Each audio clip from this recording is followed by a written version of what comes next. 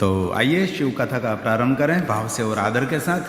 फक्त 1 मिनट माटे मंगल भवन, बोलो बोलो कंठस्थ, मंगल भवन उमा सहित, फरीवार मंगल भवन।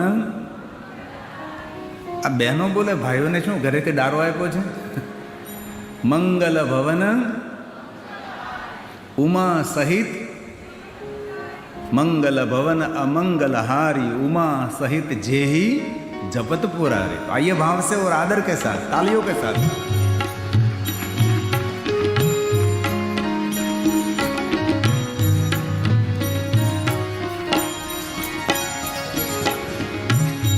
मंगल भवन अमंगल हारी उमा सहित जेही जपत पुरारी। मंगल भवन अमंगल हारी उमा सहित जेही जपत पुरारी। ओम नमो नारायण नारायण। ओम नमो नारायण नारायण। ओम नमो नारायण नारायण। ओम नमो नारायण नारायण। ओम नमो नारायण नारायण। ओम नमो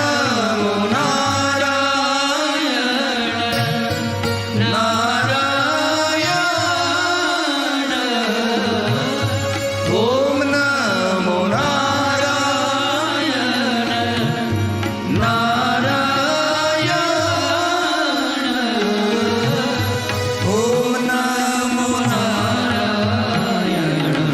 नारायण। ओम नमो नारायण नारायण। ओम नमो नारायण नारायण। ओम नमो नारायण नारायण। ओम नमो नारायण नारायण। ओम नमो नारायण नारायण। ओम नमो नारायण नारायण।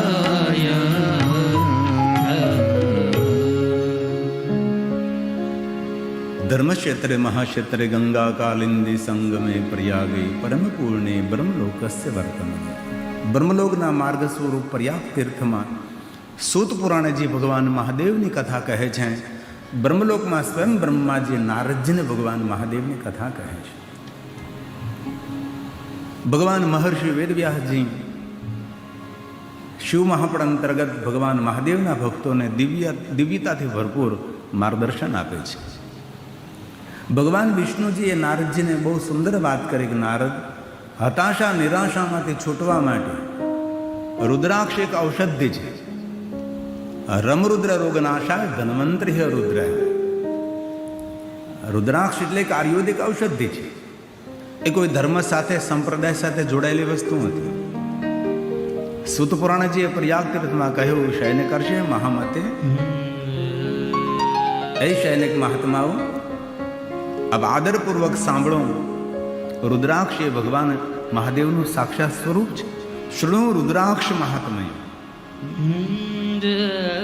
प्रयाग तीर्थમાં सूत पुराणे बोल्या रुद्राक्ष શા માટે? रुद्राक्षનો મહિમા શા માટે? શયનકાદી મહાત્માઓનું સંબોધન કરી અને સુંદર રુદ્રાક્ષના મહાત્માનું વર્ણન કરે છે. શિવ મહાપડ અંતર્ગત છે.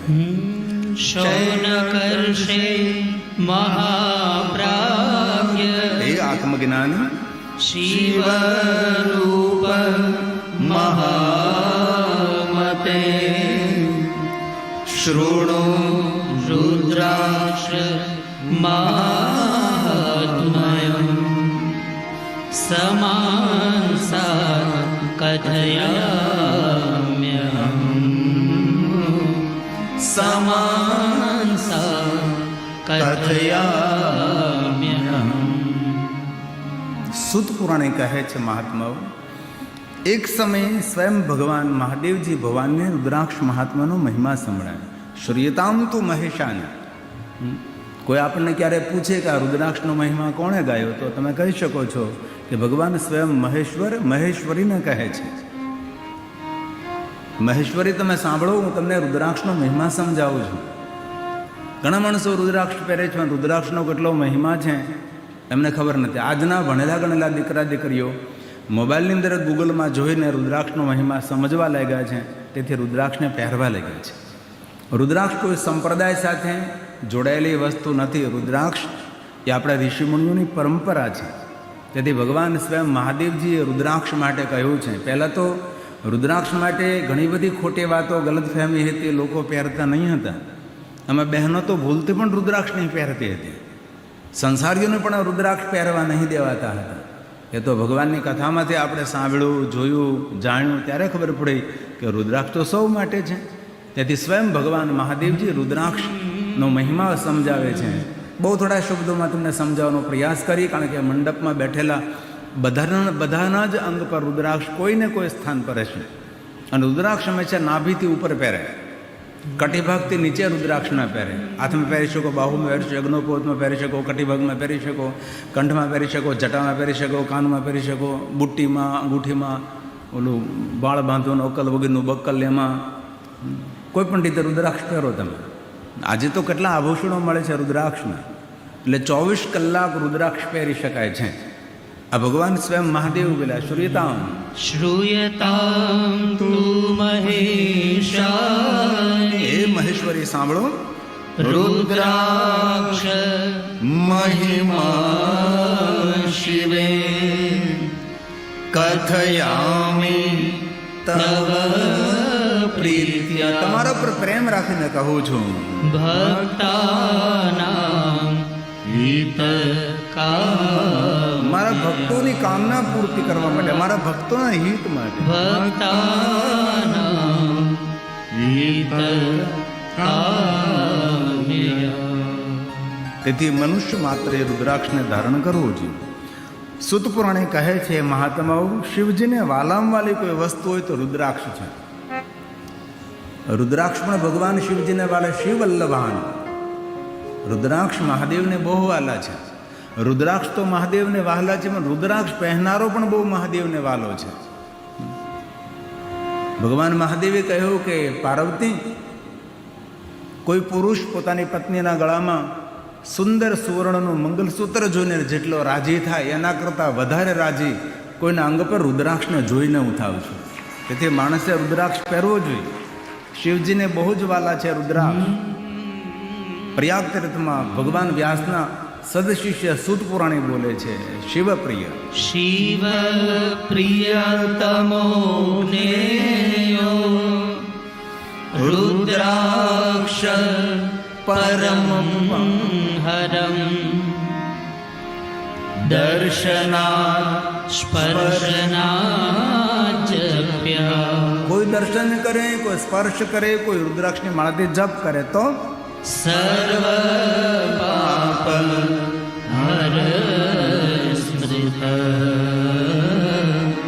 સર્વ પાપ હર સ્મૃત.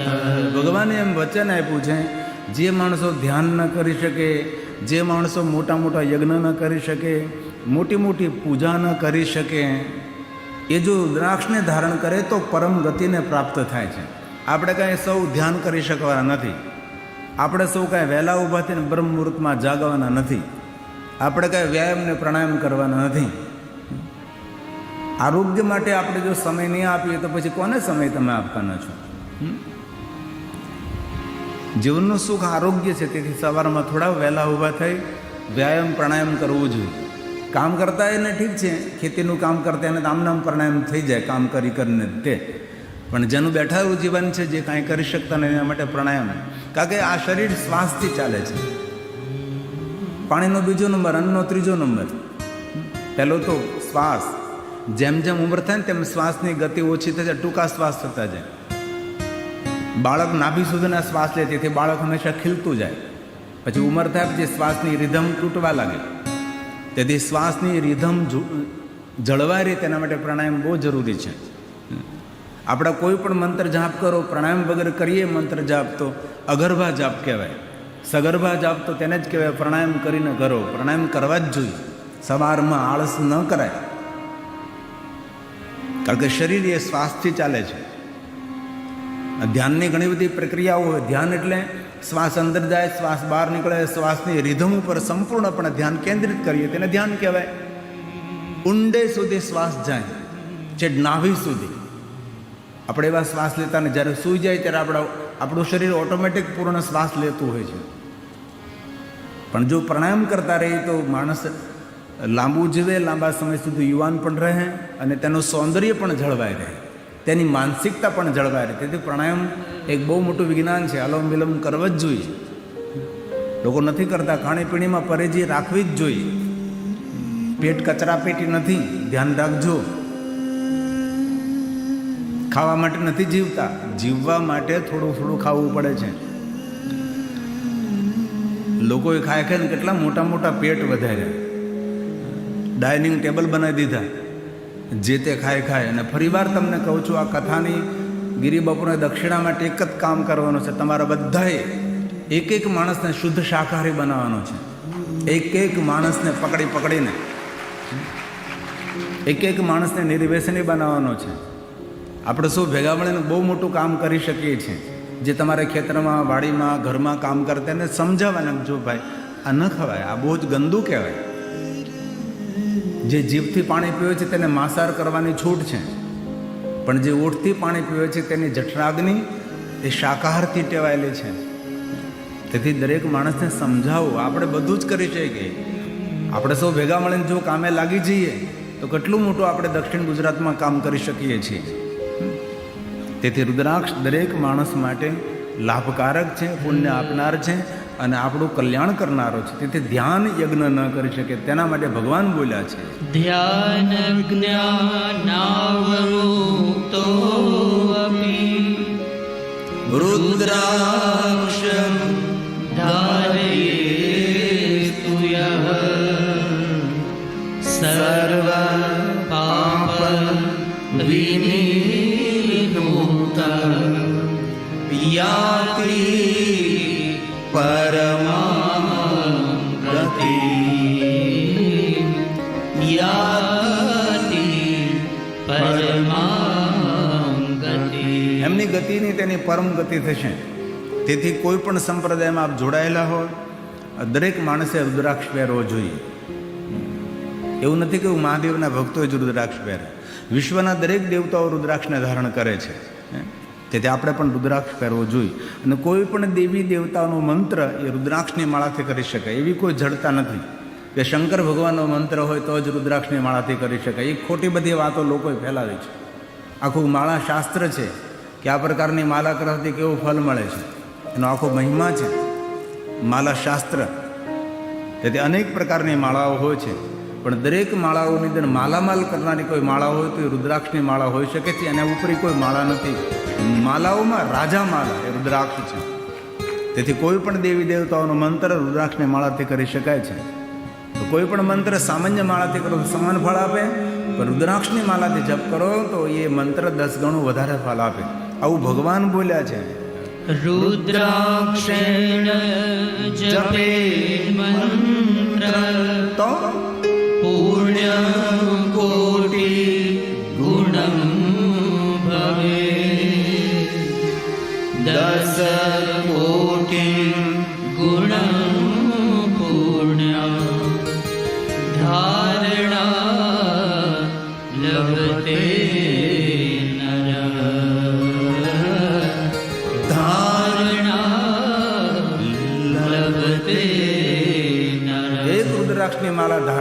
ને બીજી રુદ્રાક્ષની માળાથી જાપ કરો તો 10 કોટી ગણું અધિક ફળ મળે. તેથી જે રુદ્રાક્ષની માળા પહેરો છો તેનાથી જાપ ના કરાય, જે જાપ કરો છો એ પહેરાય નહીં. આવા ઘણા બધા નિયમો છે. તેથી દરેક માણસે રુદ્રાક્ષને ધારણ કરવું છે. આમ તો ભગવાન એવી આજ્ઞા આપી છે કે દરેકે 1100 રુદ્રાક્ષ પહેરવા જોઈએ. 1100 એટલે આવી 11 માળા પહેરવાની. 1100 રુદ્રાક્ષ આમ તો વિધાન છે યજ્ઞોપોતમાં, એટલા કાનમાં, માથા પર, જટામાં, બાહુમાં, હાથમાં, આની ગણતરી છે આખી. એમ કરીને 1100 પહેરવા. પણ 1100 રુદ્રાક્ષ તો આપણે ન પહેરી શકીએ. પહેરી શકાય પણ આપણે આ સંસારમાં રહેવાનું, વળી કોઈ પાછું બોલે, ઘણા કથા સાંભળી અને કોઈ ભસ્મનું તિલક કરતા થશે, ભસ્મની બિંદી કરશે, રુદ્રાક્ષની માળા ધારણ કરશે, હાથમાં રુદ્રાક્ષની માળા જાપ કરતો હશે તો ઘરના લોકો જ બોલશે કે લાગ ભક્તિ સમરા કાઢી ગઈ છે હમણાં, તો નકરી ભક્તિ જ દેખાય છે, લોકો બહુ ભગત બની ગયા, એમ લોકો તમને બોલશે. અને કોણ બોલે ખબર? જે ભક્તિ નથી કરતા એ જ બોલતા હોય. જે ભગવાનના અંશ હોય ને એ તો પગે લાગે, એ આપણા માટે બોલે નહીં. એટલે કોઈના બોલ્યા હમું જોવાનું નથી, આપણે આપણા આત્માનું કલ્યાણ કરવાનું છે. તેથી 1100 રુદ્રાક્ષ જેના અંગ પર હોય તે સાક્ષાત રુદ્ર તુલ્ય છે. રુદ્ર રૂપો ભવે નર, સાક્ષાત રુદ્ર સ્વરૂપ છે. ભગવાને વચન આપ્યું છે રુદ્રાક્ષ ધારણમ પ્રોક્તમ મહાપાતક નાશનમ. મોટા મોટા પાપ કર્યા હોય તો પણ રુદ્રાક્ષ માણસને પાપમાંથી મુક્ત કરે છે. રુદ્ર સંખ્યા શતમ ધૃત્વા રુદ્ર રૂપો ભવે નરઃ. રુદ્ર રૂપો ભવે નરઃ.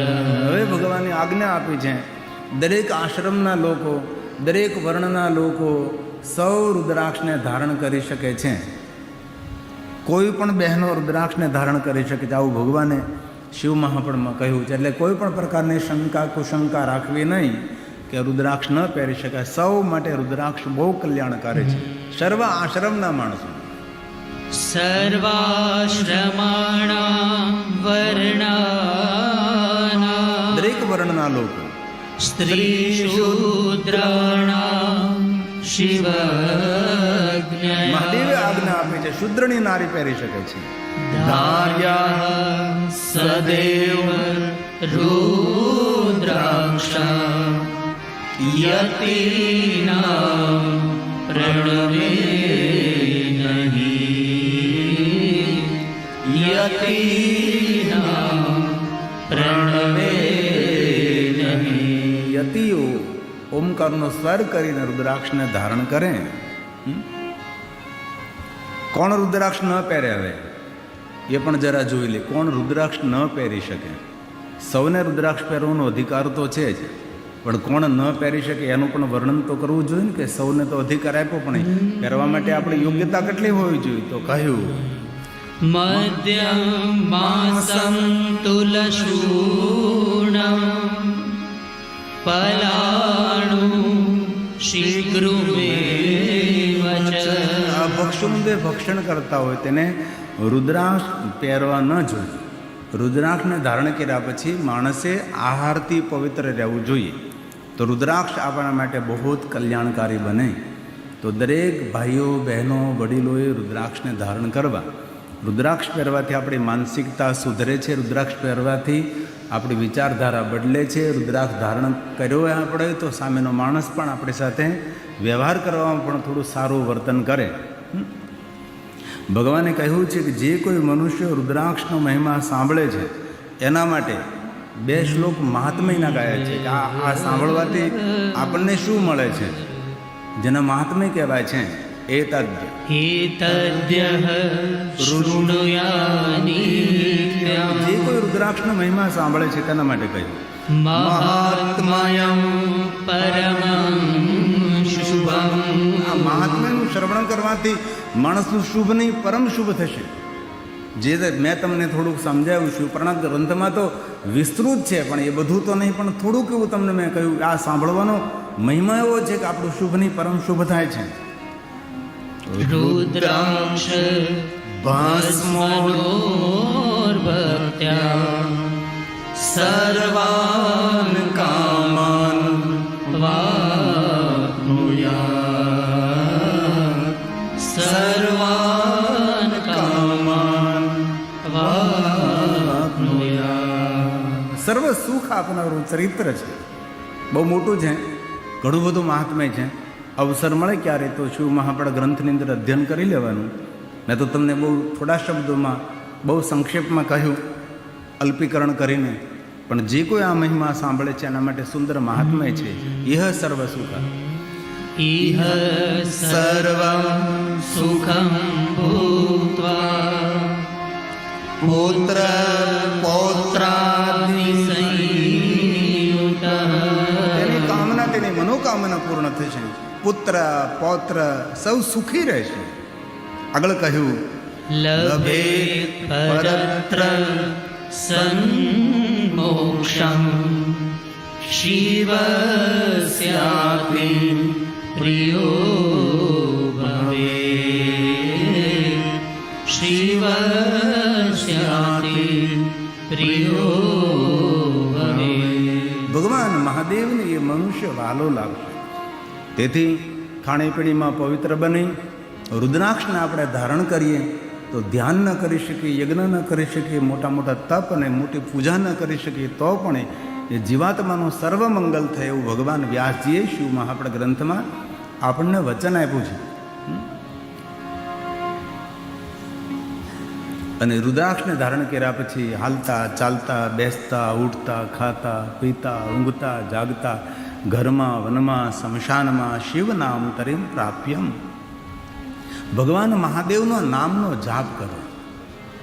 જે મનુષ્ય ભગવાન મહાદેવના નામનો જાપ કરે છે, મનુષ્ય જીવનના દરેક મૂળ પાપોમાંથી મુક્ત રહે છે.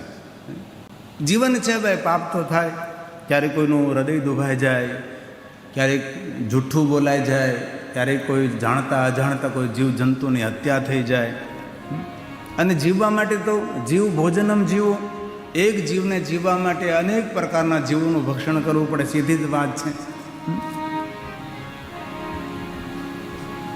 સંસારમાં રહેવા માટે ઘણી બધી ક્રિયાઓ કરવી જ પડે, એને સંસારના મૂળ પાપ કહેવાય. પણ ભગવાને વચન આપ્યું છે કે જે માણસો ભગવાન મહાદેવનું ભજન કરે છે એ સંસારના મૂળ પાપોમાંથી મુક્ત રહે છે. તેથી બહુ હૃદયથી પ્રાર્થના કરું છું, આટલી મોટી સંખ્યામાં તમે સૌ ભાઈઓ બહેનો ઉપસ્થિત છો. જરૂર આપણને સાંસારિક લૌકિક અનેક વિચારોથી આપણે ખરડાયેલા ભરડાયેલા હોઈએ, પણ તેની અંદર પણ ધીમે ધીમે આપણે પ્રયાસ કરીએ તો આપણે પ્રયાસથી ધીરે ધીરે ધીરે ભગવાનનું ભજન નિરંતર કરી શકીએ છીએ. શું ન થઈ શકે? ધીમે ધીમે ધીમે ધીમે પ્રેક્ટિસ કરીએ આપણે. પછી તમારે એ પ્રયાસ નહીં કરવો પડે, વગર પ્રયાસે આપ ભગવાનનું સ્મરણ કરી શકશો. અનહદ નાદમાં નામ જોડાઈ જશે. તેથી ભગવાન વ્યાસે આ સુંદર વચનો આપ્યા છે. તેથી આજથી મારા યુવાન ભાઈઓ બહેનો તો ખાસ મારી પ્રાર્થના છે, જેટલું ભગવાનનું ભજન કરીને એટલી આપણે વાતમાં વજન પડે. ઘણા લોકો પ્રવચન કરતા તેની વાતમાં વજન ન પડે. વજન કેમ ન પડે? કારણ કે તેની વાણીમાં ભગવાનનું ભજન નથી. ભજન નથી એટલે શબ્દોમાં વજન ન પડે. શબ્દોમાં વજન કોનું પડે? જેનું પેટ ચોખ્ખું હોય ને, જેને કોઈ મોઢું યાઠું ન કર્યું હોય, એના શબ્દોનું વજન પડે. જેનું પેટે ગંદુ છે ને, જેનું મોઢું પણ યાઠું થયેલું, યાઠું એટલે સમજો ને તમે, નાળિયેરનું પાણી નથી પીધું, તેને બીજું જ કાંઈક પીધું છે. આપણા દક્ષિણ ગુજરાતના અમુક ગામ તો એવા છે કે 35-40 વર્ષે છોકરાઓ મૃત્યુ પામે છે તાળી પી પીને. કેટલી દુઃખનો વિષય છે. મેં એવા ગામમાં કથાઓ કરેલી છે જે ગામમાં 40% વિધવા બહેનોની સંખ્યા હોય. એક ગામમાં કથા હતી, દીપ પ્રાગટ્ય માટે, આજથી 20 વર્ષ પહેલાંની વાત છે. દીપ પ્રાગટ્ય માટે કે આમ યોજના બનાવતા હતા કે પહેલાં રાજકીય મહાનુભાવોને બોલાવીને, આને બોલાવીને, તેના બોલાવીને. પછી મને ખબર કોઈએ કહ્યું કે આ ગામમાં આવી રીતની સ્થિતિ છે, તો મેં ગામના લોકોને કહ્યું કે એક કામ કરીએ, આપણે દીપ પ્રાગટ્ય તમારા ગામમાં જેટલી વિધવા બહેનો છે ને તેના હાથે આપણે દીપ પ્રાગટ્ય કરાવીએ. 40% વિધવા બહેનો ગામમાં. વિચાર કરો કેટલો દુઃખનો વિષય છે આ. તેથી વાતમાં વજન વધારવું હોય અને શબ્દોમાં વજન વધારવું હોય તો પેટને પવિત્ર રાખવું અને મોઢું કોઈ દી એઠું ન કરવું. અતિશોક્તિ નથી કરતો, પણ ક્ષમા ચાહું છું. આપણા દેશના માનનીય વડાપ્રધાન કોઈ પણ જગ્યાએ કોઈ પણ દેશમાં પ્રવચન કરે, એક પણ પ્રવચન એનું કોઈ દી નિષ્ફળ નથી ગયું. કારણ કયું? કારણ એક જ કે એનું પેટ પણ પવિત્ર છે અને એનું મુખ પણ પવિત્ર છે. તેથી તેનું પ્રવચન નિષ્ફળ નથી જતું. નેતૃત્વ કરી શકે એ જેની પાસે વક્તૃત્વ હોય. બોલવાની કલા એ ઈશ્વરની એક ભેટ હોય છે, સૌને ન મળે.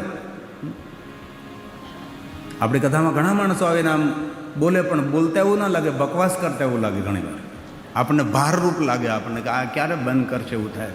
આપણે ભગવાનને 2 દીવાની માનતા કરવી પડે કે આ બંધ થાય તો સારું હોય. હે ને? હળવળાટ સભામાં ઊભો થવા લાગે. તો મારા યુવાન ભાઈઓ બહેનોને પ્રાર્થના છે, ખૂબ ભજન કરજો, ખૂબ ભજન કરજો. જેમ જેમ ભજન તમારું વધતું જશે તેમ સમાજમાં તમારી પ્રતિષ્ઠાનું વજન વધતું જશે. આવી ભજનમાં અદ્ભુત શક્તિ છે. તેથી હાલતા ચાલતા, બેસતા ઉઠતા, ખાતા પીતા, ઊંઘતા જાગતા, ઘરમાં વનમાં સ્મશાનમાં કોઈ પણ અવસ્થામાં જીવાગરે વર્તતે તસ સફલમ જીવિતમ. ભગવાનનું ખૂબ ભજન કરો. ભગવાને વચન આપ્યું, શિવ નામ તરીન શિવ નામ તરીમ પ્રાપ્યમ સંસાર બંધી તરંતિ તે સંસાર મૂલ પાપાની તાની નશ્યંત્ય સંશયમ તાની નશ્યંત્ય સંશયમ. इसमें કોઈ સંશય નહીં. જો તો ખરા, મનુષ્ય પોતાના જીવનના દરેક પાપોમાંથી મુક્ત રહે છે. સંસાર મૂળભૂતાના જીવનને ટકાવવા માટે ઘણી બધી ક્રિયાઓ કરવી જ પડે છે. એમાંથી માણસે જો દોષમાંથી પાપમાંથી મુક્ત થવું હોય તો ભગવાન શિવનું ભજન કરો. પાપને જળમાંથી ઉખેડીને ફેંકી દે છે. શિવનામ કુંઠારણ કુવાડો છે. મહાદેવનું નામ પાપને દૂર કરવા માટે. સંસાર મૂળ સંસાર મૂલભૂતાના પાદકાના મહામુને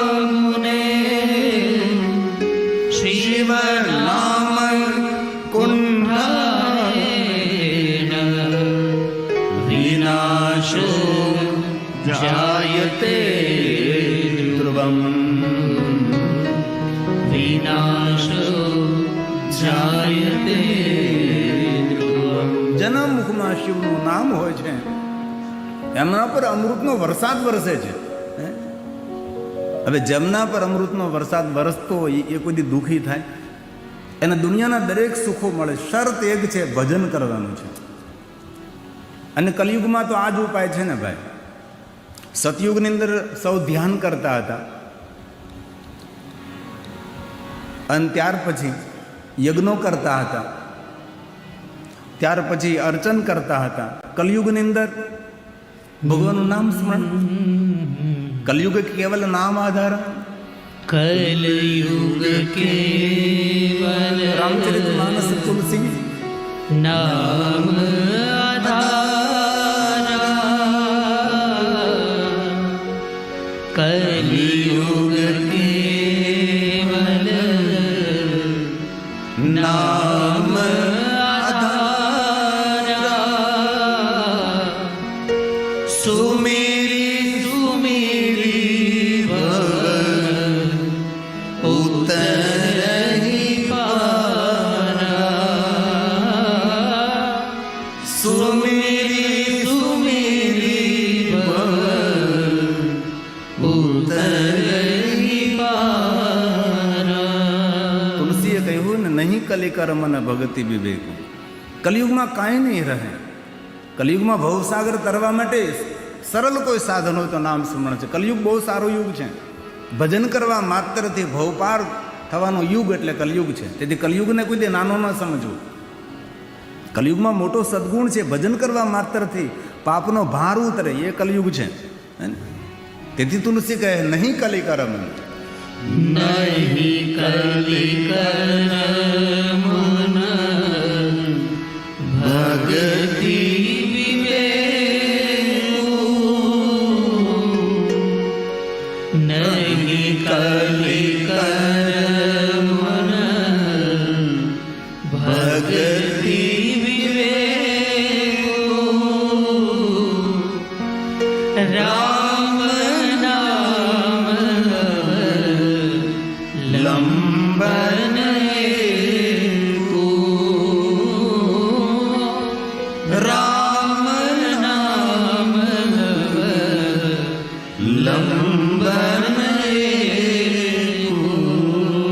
તેથી નામ સત્ય છે, નામથી ભવ પાર થઈ શકાય છે.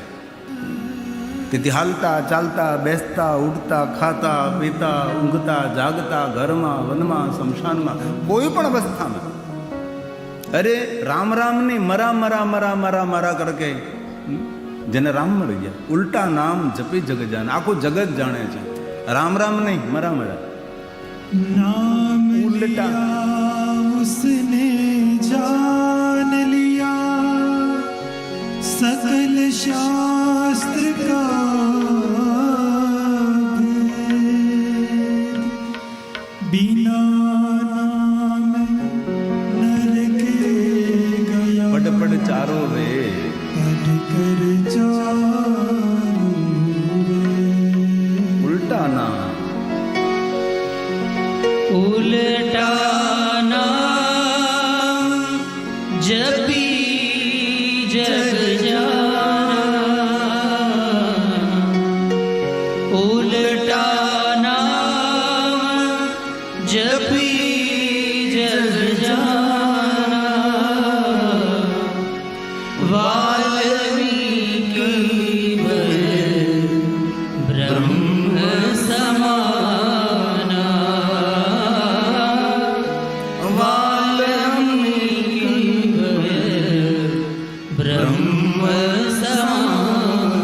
ઉમા કહું મેં અનુભવ પણ સત હરિ ભજન કલિયુગમાં ભજનની પ્રધાનતા છે.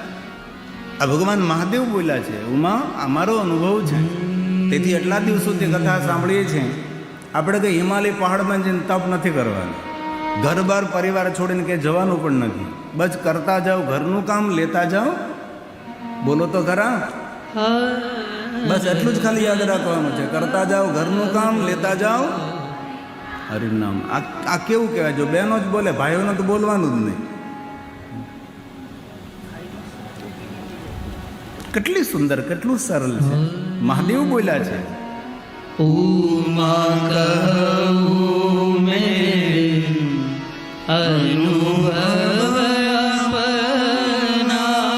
મારો અનુભવ છે. કેવો અનુભવ છે? ઉમા કહું મેં અનુભવ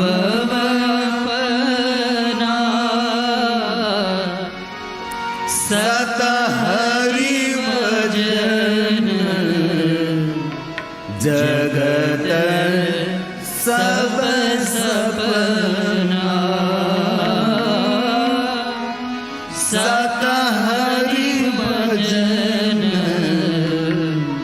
જગત સબ સપના. તેથી હાલતા ચાલતા બેસતા ઉઠતા જે તમને યોગ્ય લાગે. ઓમ નમઃ શિવાય, મહાદેવ મહાદેવ, શિવ શિવ, જે રીતે આપને યોગ્ય. રામ રામ, કૃષ્ણ કૃષ્ણ કૃષ્ણ, શ્રી રામ. શ્રી રામ જય રામ જય જય રામ શ્રી રામ જય રામ જય જય રામ શ્રી રામ જય રામ જય જય રામ શ્રી રામ જય રામ જય જય રામ. અનુભૂતિ તો કરો, શરૂ કરો આજથી. તમને 7 દિવસમાં ખબર પડી જશે કે કાંઈક જીવનમાં પરિવર્તન થઈ ગયું છે.